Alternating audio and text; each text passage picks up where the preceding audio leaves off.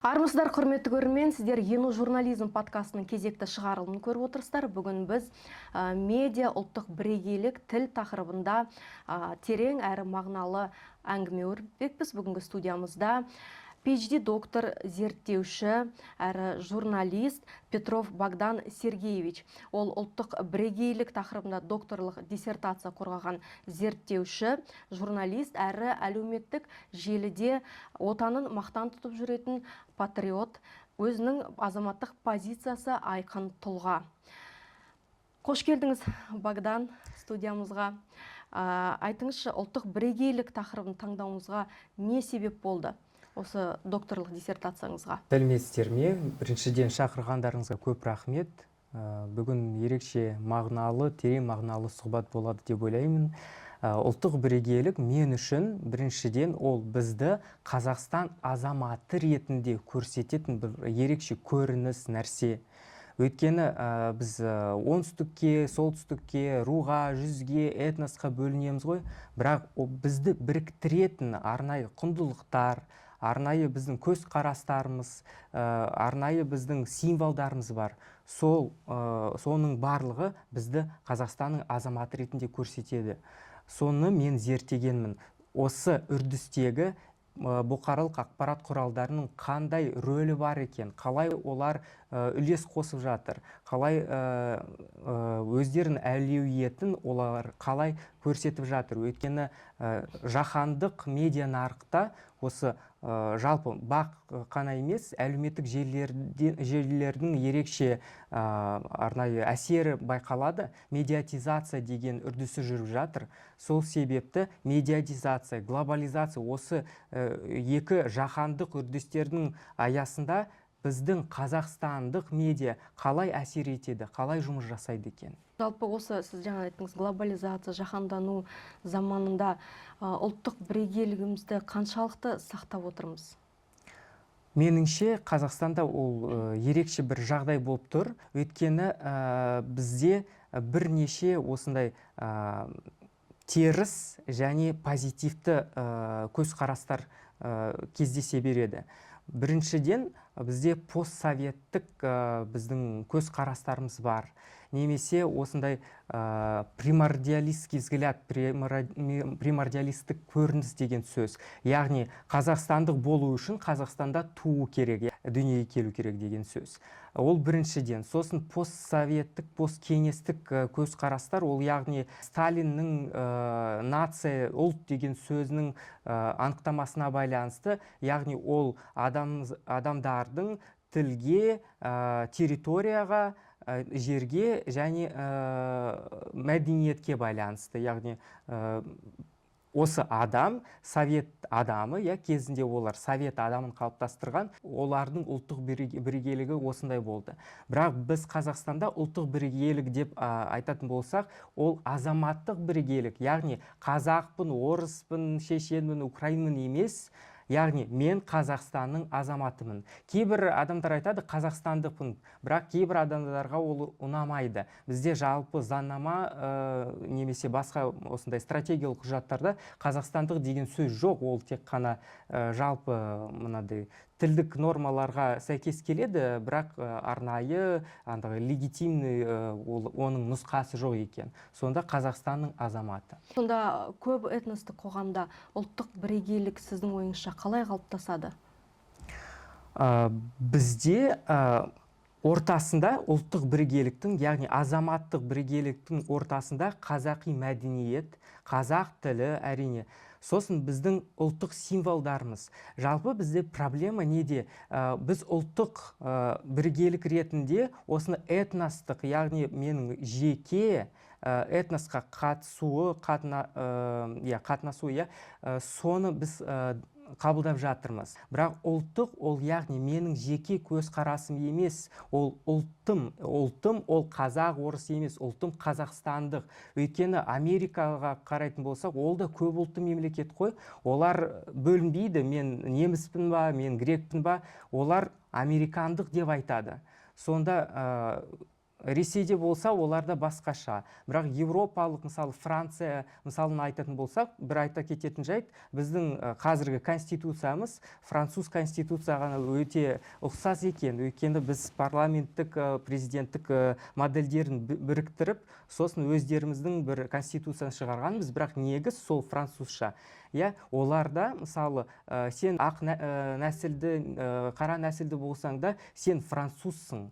Сонда ондай француздық или немесе француз деген сөз жоқ. Қазақстанда ол посткеңестік осы уақытта болғаннан бізде осындай мәселе бар екен. Сонда біздің ұлттық символдарымыз ол біздің тіліміз, біздің әрине туымыз, елтаңбамыз. Басқа елдерде мемлекеттік символ деп айтпайды, мемлекеттік рәміз деп айтады, ұлттық рәміз. Өйткені менің туым, менің жалауым, менің әнұраным деген сөз бар. Сонда ол ұлттық болады. Яғни қазақтарға немесе орыстарға тиесілі емес, ол қазақстандықтарға тиесілі деген сөз. Ал қазіргі цифрлық медиа ұлттық бірегейлікті күшейте ме, қалай ойлайсыз, әлде әлсірете ме? Әлеуметтік медиа ма? Цифрлық медиа. Цифрлық медиа. Соған барлық кіреді ғой. Әрине әсер етеді. Жалпы мен өзім диссертациямда негізгі фокусымды 2020-2025 жыл аралығына аударғанмын. Өйткені жалпы 91 жылы мен 21 жылы аралығында зерттеулер көп екен. Осы ұлттық бірегейлік, мәдени бірегейлік, тілдік бірегейлік бойынша. Ал ұлттық, яғни барлық осы тұстарды біріктіретін ұлттық бірегейлікке не жатады екен? Сол біздің тарихи бірегейлік, яғни біздің ортақ тарихымыз бар ғой, енді депортация жылдары, коллективизация, ашаршылық, осының барлығын бірге еңсердік қой, Қазақстан халқы болып. Осының барлығы цифрлық медиада ерекше көрініс табады. Мысалы, айтатын болсақ, мен 4 медианы алғанмын. Яғни Тенгриньюс ол көбінесе ресми повестканы, ресми күн тәртібін жарияланатын бір бақ ретінде, сосын мемлекетке өте жақын екен. Екіншісі ол бізде Орда KZ, яғни жекеменшік бақ, бірақ олардың көзқарасы кішкене басқаша. Яғни ресми мемлекеттік күн тәртібінен кішкене ауытқиды екен. Сосын төртіншісі оны салыстырмалы түрде. Түсіндіңіз ғой логикамды. Яғни мемлекетке жақын және мемлекетке теріс деп айтуға болмайды, бірақ алшақтау сияқты. Сосын Қазақстанда хабар тарататын, бірақ шетелдік. Біріншісі Спутник KZ, өйткені олар ақш жаһандық медиа агенттігінен қаражат алады. Ол барлық анық көрініп тұр, барлық ашық ресурстарда бар осы ақпарат. Сосын Спутник KZ, яғни Ресей 24 деген ақпараттық агенттіктің қазақстандық филиалы сияқты, өкілділігі. Сонда төртеуін алғанмын мен салыстырдым. Сонда әрине ерекшеліктер бар, бірақ олардың барлығы не үшін алдым? Өйткені олар Қазақстандағы медиа рейтингісі бойынша олар топта. Яғни шамамен бір айда Тенгриньюсты 8,5 миллион оқырман оқиды екен. Орда KZ 2,5-3 миллион. Қалғандарын миллионға жуық бір айда. Сонда Қазақстан халқының басым бөлігін толымен көрсететін, қамтитын, ақпараттық ағынмен қамтитын 4 бақ алдым. Енді ол зерттеуіңіздің нәтижесі қандай болды?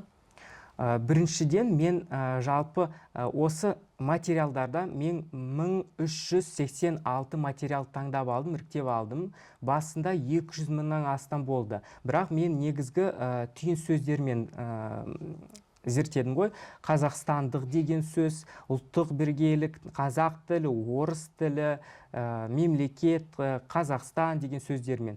Сосын олардың арасында, яғни біздің тақырыбымызға сәйкес келетін толығымен.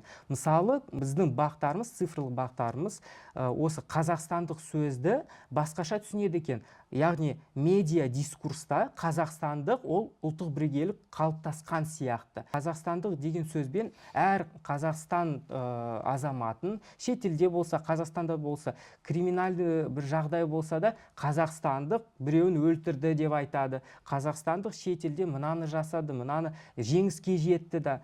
Осы тақырыптар ерекше маңызға ие болып тұр біздің қоғамымызда. Сосын бізде негізі төрт тақырып бізде басымдық алады біздің цифрлық бақта ұлттық бірегейлікке қатысты. Біріншісі ол тарих. Мысалы Кенесары ханның тарихы, оның басына байланысты бір арнайы бір миф, легенда сияқты бар ғой. Осының мысалы осы ақпаратты біз алдық, осы төрт бақтың ішінде бар екен соған сәйкес келетін материалдар.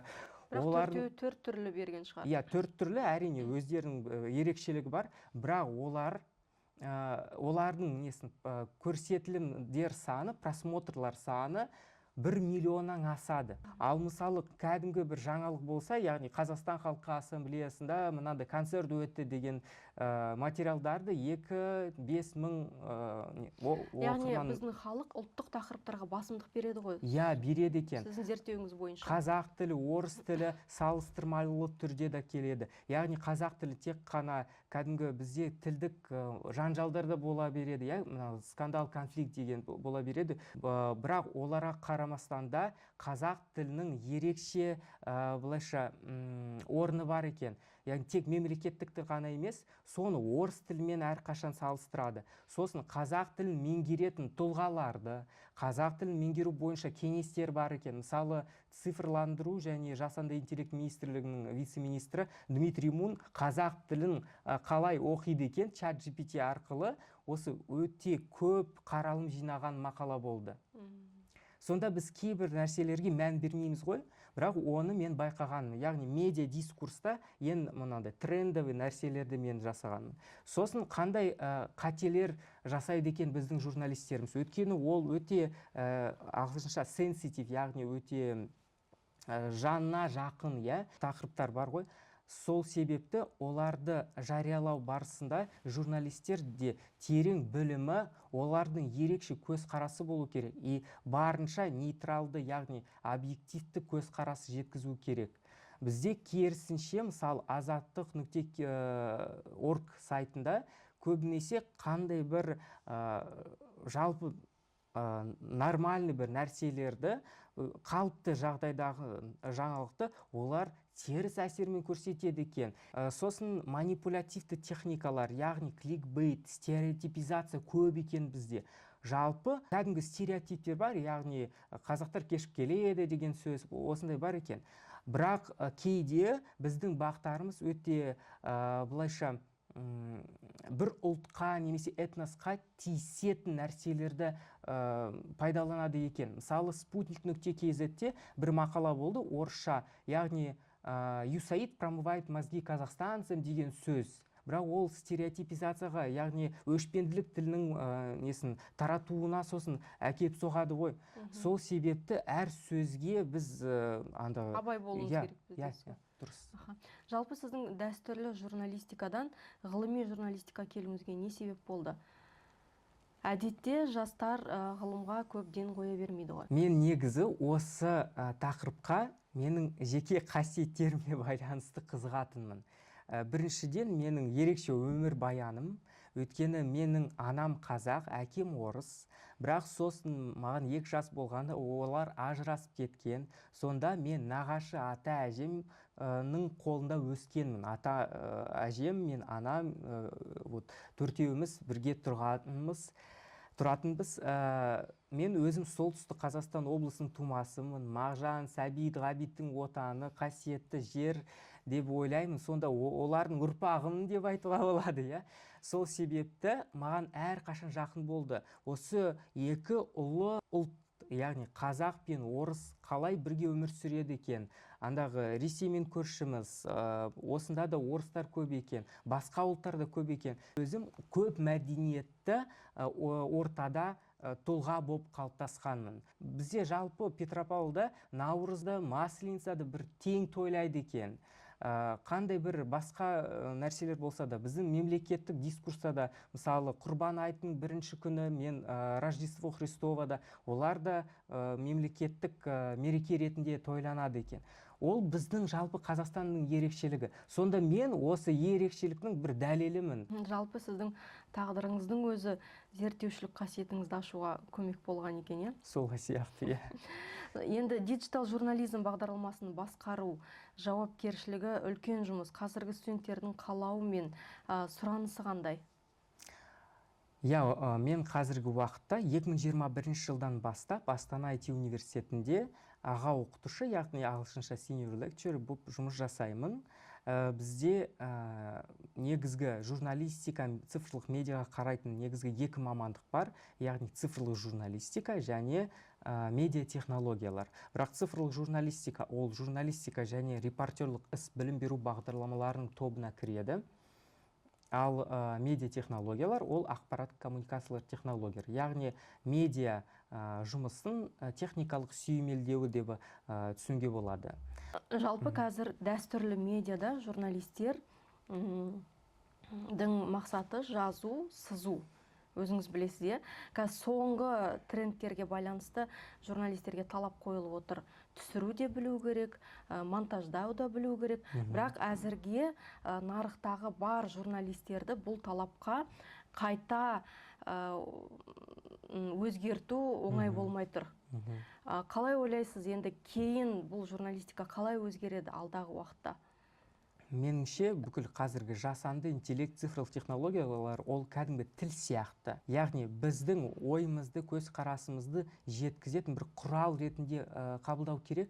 Сол себепті мен бүкіл журналистерді, журналистика факультеттерінің студенттерін осы цифрлық инструменттерді меңгеруге шақырамын. Ал енді жас мамандардың, жас студенттердің осының бәрін меңгеріп алуға, қабылдап алуға қабілеттері қалай? Олар көбінесе қазір сайттың құрылымын өте тез меңгереді екен. Өйткені олар сайттармен балалық шақтан цифрлық дәуірдің балалары дейсіз ғой. Иә, олардың көзқарасы басқаша. Біз бір мәселені былайша көріп, мына балалар басқа жақтан, басқа қырынан көріп жатыр. Мысалы, бір қарапайым андағы үй жануарлар проблемасы болса, оларды чипировать ету, ондай нәрселерге бір студентім бір мақала жазды. Мен сол мәселені тек кәдімгі заңнама ретінде біздің андағы философияға, менталитетке байланысты жаз деп айтқанмын. Бірақ ол сосын айтады, бүкіл шетелдік, әлемдік опытты маған әкелген. Сосын басқа елдерде цифрлық жүйелер бар екен көрсетіп тұр. Кәдімгі приложенияларды скачать етіп, маған көрсетіп жатыр. Сол мақаланың ішінде барлығын дайын шешімін көрсетіп жатыр. Сонда қазір solutions journalism деген нәрсе бар, яғни журналистика решение орысша айтады. Сол нәрселерді біз үйретпей-ақ студенттердің өздерінен үйреніп жүрміз. Хотя менің студенттермен бір жас ерекшелігі көп емес болса да, сонда олардың көзқарасы тар емес біздікідей. Мысалы, наверное, 30-тан асатын адамдар көбінесе тар қарайды екен, зашоренное мышление деген көбінесе бар. Яғни мен тек қана өзім білетінді көрсетіп отырмын, басқаларға жан жаққа барғым келмейді деген сөз.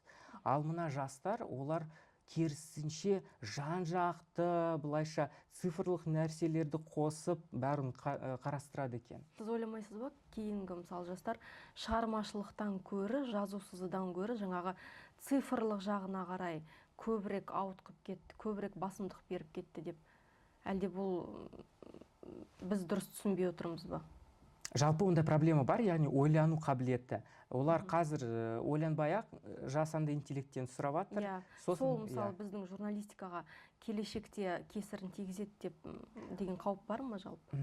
Тигізетін шығар, бірақ қазіргі уақытта мысалы ғылымды алатын болсақ, кейбір журналдар олар нақты айтып жатыр. Егер сіз негізгі ғылыми идеяңыз сіздікі болса, бірақ мақалаңыз жасанды интеллект көмегімен жасалынса, яғни сіз бүкіл мәліметтерді жасанды интеллектке беріп, ол өңдей алатын болса, сіз тек қана тұжырымдамаларды жазатын болсаңыздар, ол сіздің авторлығыңыз болады екен, тек қана соны жасанды интеллект көмегімен жасалынғанын көрсетіп қойыңыз деген сөз. Сол журналистикада да ондай болуы мүмкін меніңше. Ал сіз өзіңізді ең әуелі қай рөлде сезінесіз? Зерттеушісіз ба, журналистсіз ба, әлде азаматтық белсенді ретінде ма?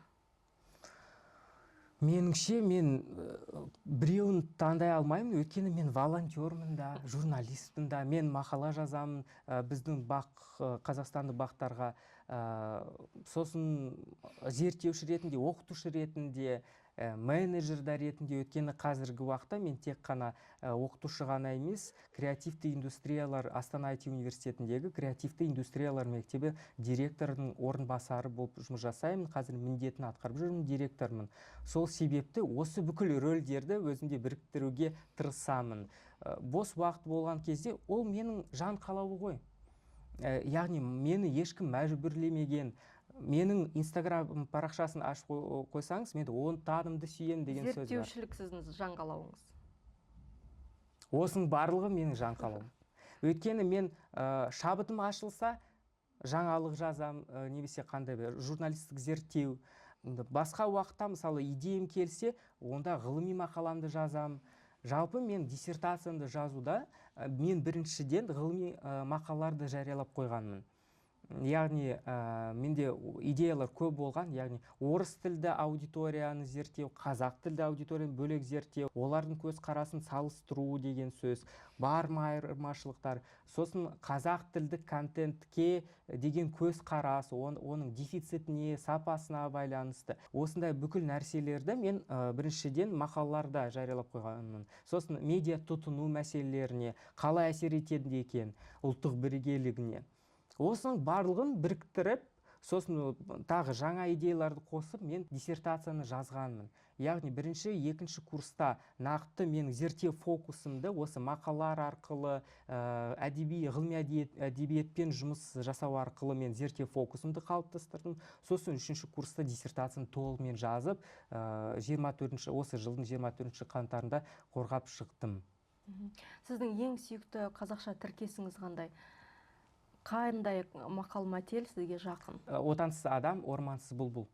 Өйткені мен тағылымдамамен кәдімгі турист ретінде Европа елдеріне, Түркияға баратынмын. Мен әрқашан елімді сағынам. Әрине идеалды ел жоқ екен. Бірақ біздің тамырымыз осында. Кезінде бір жақсы адам, мен интервьюді қарадым, ютубтан или телевидениеда, қазақстандықтардан ғана көрік ешкімге керек емес деген сөз айтқан. Шынымен де ол біздің еліміз. Осы бүкіл процестерді түзету біздің қолымыздан ғана келеді. Ешкім келмейді сырттан. Біздің мүмкін кейбір ескірген дәстүрлер болса, содан айырылу ол біздің қолымыздан келеді деген сөз. Біздің экономикамызды көтеру, біздің саясатымызды реттеу деген, ол барлық біздің «Колос» деген газетімізде, менің балалық шағымда бір ерекше рубрика болды. Это мы деген сөз. Қандай бір, мысалы, жол белгілерін бір адам сындырған екен, олар соны фотоға түсіріп газетке қойған. Кім сындырған екен? Это мы. Ол біздің ауданымыз, біздің ауылымыз. Соның барын сақтау бізге тиесілі ғой. Сол себепті біздің Қазақстанды ең үлкен құндылық ретінде, ең бағалы бірдеңе сияқты сақтау, соның дамуына үлес қосу, меніңше әр қазақстандықтың ерекше міндеті, және біздің қолымыздан келеді. Қазақтың қай салт дәстүрі сіздің жаныңызға жақын? Салт дәстүрі? Иә. Кез келген дәстүр алатын болса, қандай олар сәнді, мәнді екен.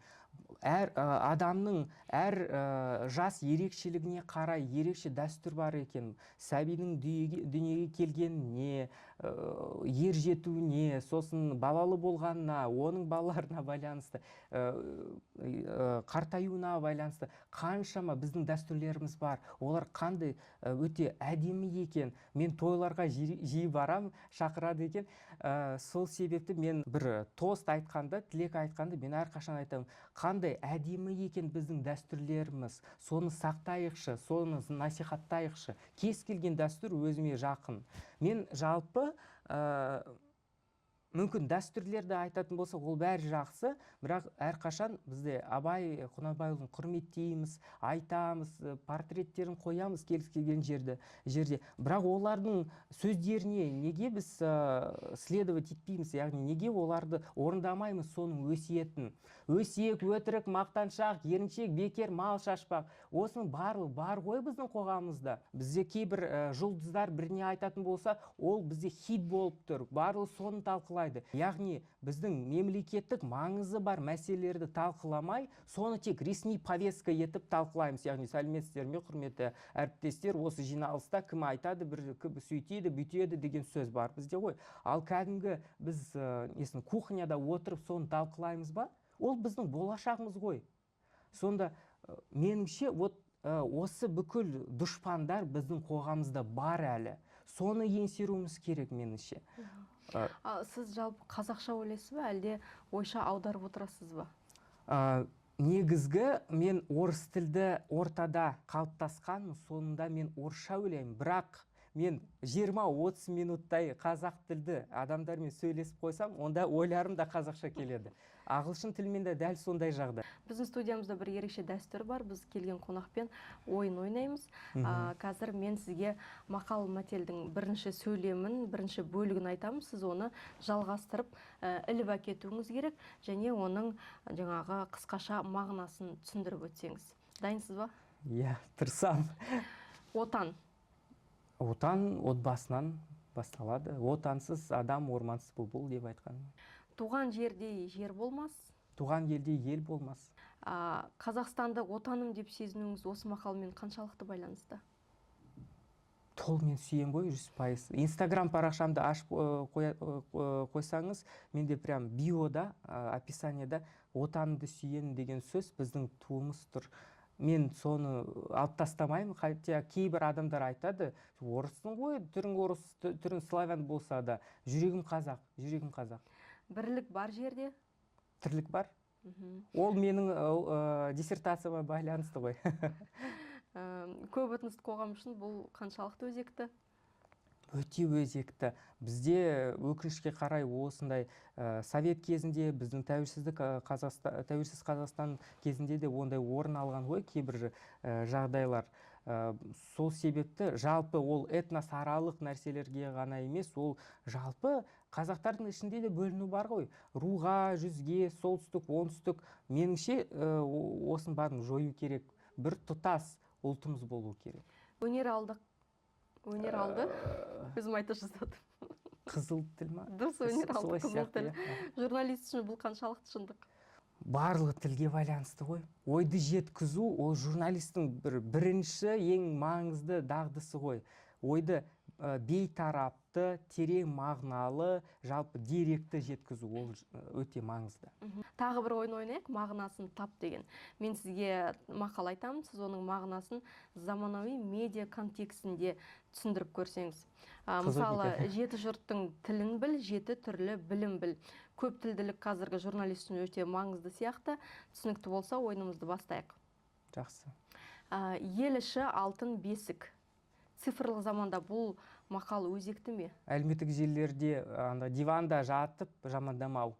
Өз еліне қандай үлес қостым деген сұраққа жауап беру. Сөз сүйектен өтеді.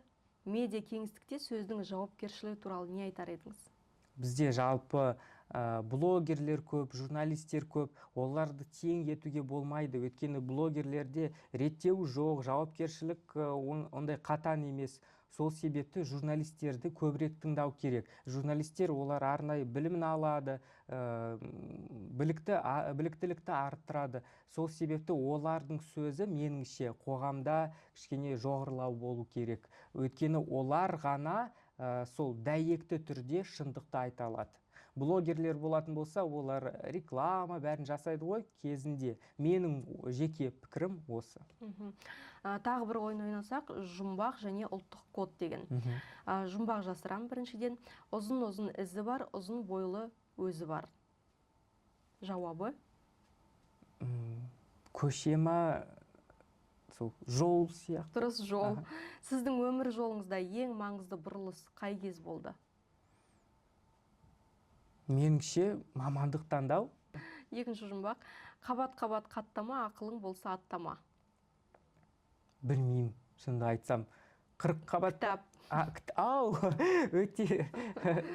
Сізге ұлттық Қарапайым екен. бірегейлік тақырыбында ең әсер еткен кітап? Бізде Қадыржанов деген ғалым бар, қазақстандық. Ол Қазақстанның ұлттық бірегейлігін зерттеген екен. Соның этносимволизм и национальная идентичность деген кітабы бар. Орысшамен оқыдым. Өте әсерлі екен. Бүкіл өте күрделі нәрселерді қарапайым тілмен жеткізеді екен. Ғылыми кітап басылым болса да. Сосын мен ғылыми нәрселерді айтып жатырмын ғой. Сейфулла Садықов деген кісі бар. Халықаралық Қазақ-Түрік университетінде Яссауи атындағы жұмыс жасайды, профессор болып. Соның да қазақстандық идентификация деген кітабы бар. Сол бойынша мен көп мағлұмат алдым өзіме. Өйткені ол Совет кезіндегі Қазақстан азаматтарын, яғни Совет Қазақстан азаматтарының бірегейлігін зерттеген және оның советтік нарративтардың тәуелділігін зерттеген екен. Бір нәрсе бар, сөйлейді, өзіңді тыңдап ел көреді.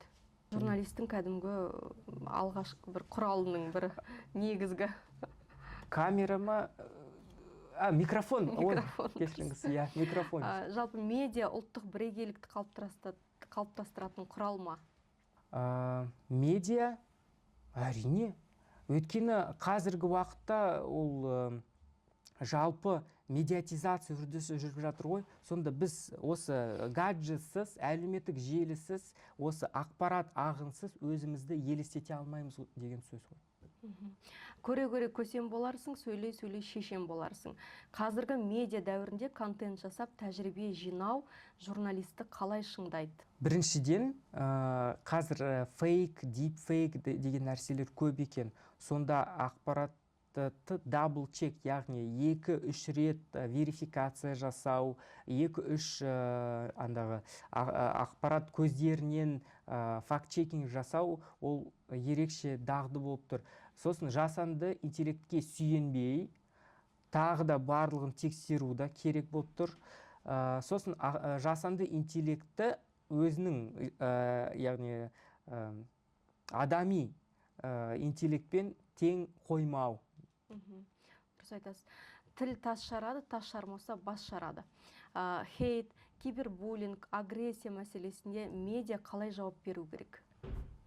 Жалпы медиа адамдардың қоғамдық пікірін қалыптастырады. Сосын олар да адамдардың көз қарастырына тікелей әсер етеді. Егер олар негативті ақпаратты негатив етіп, яғни бейтарапты жарияланып қоймай, соны тек негатив ретінде, тек негативті жаңалықтарды жариялатын болса, сонда осы контентті тұтынатын аудиториясының да көз қарасы көбінесе сол негативті болады. Журналистер олар фильтр сияқты, яғни кез келген ақпаратты емес, тек қана олар іріктеп алған, яғни фрейминг, фильтрация жасалады ғой, тек соның көрсетеді. Сонда өздерінің жеке жауапкершілігін сезіну керек деп ойлаймын. Жалпы қазіргі журналист өзінің азаматтық позициясын ашық көрсету керек пе? Әрине. Өйткені журналистер олардың жеке азаматтық позициясы болмаса, олар жалпы немқұрайлы қарайды сосын барлық мәселелерге. Яғни адамның өлімі да оған қызықты емес тақырып болып көрінуі мүмкін. Немесе қандай бір маңызды тақырып. Сол себепті журналистер біріншіден бейтарапты болу керек. Азаматтық позициясы күшті болса да, кез келген оқиғаны, конфликт болса, қандай іс-шараны 2-3 одан да көп тараптан көрсету керек болып тұр. Бірақ азаматтық позициясы ол яғни қандай бір жасырын тақырыпты ашуда болуы мүмкін. Мысалы, мені ерекше алаңдататын мәселе ол экологиялық мәселелер. Мен өзім эко-волонтермін, экологиялық жобам да бар осындай арнайы кезінде де болған. Қорытынды сұрақ қойсақ, 10 жылдан кейін Қазақстанның медиа кеңістігін қалай елестетесіз? Меніңше өте цифрлы медиа кеңістік болады деп ойлаймын. Өйткені қазірдің өзінде жасанды интеллект өте жақсы әсер етіп жатыр біздің редакцияларымызға. Меніңше кейбір біздің журналистеріміз ол қазіргі күнде емес, сол өткенде жүреді екен. Осы өткеннің мәселелерін шығарып, қайтадан талқылап, жылдан жылға, күнден күнге кім кінәлі емес, кімнің кінәсі бар, кім айтты, кім сөйтті, кім бүйтті деген сөздерді. Содан айырылуымыз керек деп ойлаймын. Сонда 10 жылдан кейін осы болмайтын шығар. Сосын ұлттық бірегейге құлдық санадан айырылуымыз керек. Сол ғой. Қазақ тілін үйреніп жүрген жастарға не айтар едіңіз? Меніңше, сәттілік тілегім келіп тұр. Сосын ешқандай сіздердің беттеріңізге күлетін, қателеріңізге назар аударатын адамдарға жалпы қарамаңыздар, миға алмаңыздар осы сөздерді. Өйткені көш жүре түзеледі. Бастысы ниет болса, менің тілімде осынша таза, толығымен әдеби нормаға сәйкес келетін деп мен айта алмаймын. Ағылшынша қаншама сөйлейді адамдар, қаншама нелер бар ғой, мемдер, my English is 50-50 деген сөз бар ғой, бәріміз күліп жүреміз. Сонда ағылшынша сөйлейді ғой бүкіл әлем осылайша. Қазақша да сөйлесуге тырысыңыздар. Ол жақсы, өйткені қате жасамай үйренуге болмайды. Сонда тем более Қазақстанда тұрып, кез келген қалада, кез келген ауылда қазақша сөйлейтін азаматтар бар. Меніңше көбісі өте қуана қабылдайды. Егер сен соған барып, маған көрсетіп қойыңызшы, көмектесіп қойыңызшы деген сөз айтсаңыз, меніңше қуана қабылдайды екен. Мен жалпы өзім дүкенге барсам, мен тек қазақша сөйлесуге тырысамын. Өйткені мен білем ғой, сатушы қазақ тілді. Мен өзім қиналам, ол да қиналады. Мен қазақша сөйлесуге тырыссам, ол мені түсінеді. Кейбір сөздерді білмесем, ол маған орысша айтады сонда. Ол да жақсы ғой. Сонда мен әлі үйреніп жүрмін. Менің тілімді өте жоғары деңгейде деп айта алмаймын. Толығымен меңгердім, еркін меңгердім. Мен ешқашан деп айтпаймын осы сөздерді. Қазақша сөйлесуге тырысамын. Менде бір профессор болған, Зарқын Тайшыбай ағамыз, өте құрметті адам екен біздің университетімізде, Манаш Қозыбаев Солтүстік Қазақстан университетінде. Ол маған айтты, таң қалдыратын заман өтті, сөйлеу керек деп айтқан. Сонда сен форумдарға қатысасың, анда жүресің ғой, қазақша сөйлеп, барлық таң қалады. Сен де соны жеткізіп қойшы. Соны сөйлеу керек қой енді қазақша. Ол кәдімгі мерекелік, свадебный генерал сияқты тіл болмау керек. Кәдімгі күнделікті қолданыста болатын, жүретін тіл болу керек. Бірақ орыс тілі, ағылшын тілі де бізге керек сияқты. Өйткені кейбір адамдар айтады, толығымен шектейміз, керек емес бізге. Ол жаһандық процестерге сіңіруіне әкеп соғатын нәрсе ғой. Орыс тілі әлемдік 5 тілдердің ішінде бізге қаншама граница ашады ғой. Басқа елге барсаң, орыс тілді ағайлар да бізге көмектеседі. Грузиямен қалай сөйлесесің? Көбісі білмейді ғой ағылшынша, басқалармен де. Орыс тілі, ағылшын тілі. Мен осы 3 тілділік саясатымызды қолдаймын. Балаларымыз меніңше содан ғана жеңіске жетеді, ұтады да. Жақсы, уақытыңызды бөліп студиямызға келгеніңізге, толымды ой пікіріңізбен бөліскеніңізге көп рахмет. Құрметті көрермен, біз бүгін подкастта тіл мәселесі, медиа және азаматтық жауапкершілік тақырыбында маңызды сұхбат жүргіздік. Эфирде жүздескенше сау болыңыздар.